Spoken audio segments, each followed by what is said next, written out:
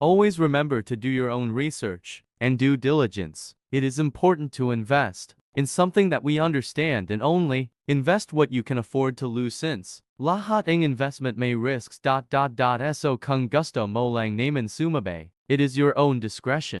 In this video, pag-uusapan natin yung manual trading versus quantitative trading.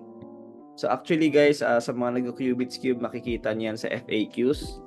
Ayan, makikita niyo dito, difference between manual trading and quantitative trading. So una, let's define ano yung manual trading.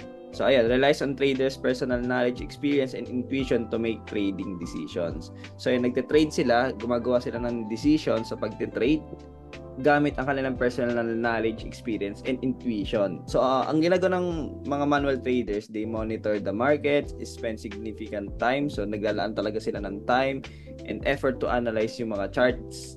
And manually nilang ginagawa and execute yung mga trades based sa kung ano yung analysis nila and intuition, in which hindi sila gumagamit ng mga automated system. So, mapapansin nyo, kung isi-search natin sa Google yung manual trading, ayan, ayun yung itsura niya. So, ayan, tao na nagte-trade. So, gamit ang kanilang personal knowledge and experience and intuition to do the trading. So, next naman is quantitative trading. Ano ba yung quantitative? So, ito involves using mathematical models. Gumagamit ito ng math, algorithms, statistical techniques to execute trades.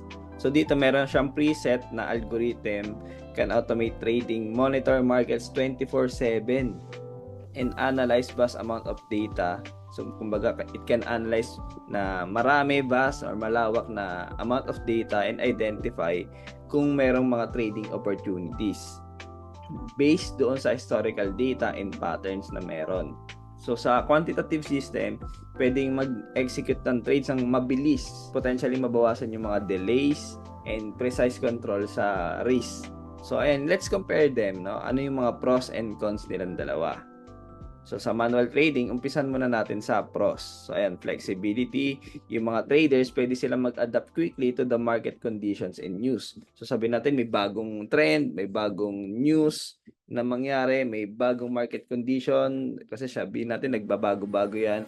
May nangyaring iba't ibang factors, nagbago ng war, may biglaang announcement that affect the market globally. And, syempre, human judgment. Dahil tao, yung nagtitrade, manual nilang ginagawa to, ma-apply nila yung experience and intuition nila na hindi nakikita ng mga machines. Also, they can use learning experience na meron sila, provides deep understanding of the market mechanics, and magkakaroon din sila ng personal trading style. So, ano naman yung cons? Ito yung cons naman, emotion-driven decisions. So, posible na ang traders can make irrational decisions like fear or greed, no? Kapag sabihin natin nag-draw down na, kadalasan tayo yung mga trader, lalo na pag nagmamanual, ay nakaramdam ng takot, kaba. Or sabihin natin tumataas, no? Gusto pong mas malaki yung profit. Alam mo yun, sinasaniban ng greed.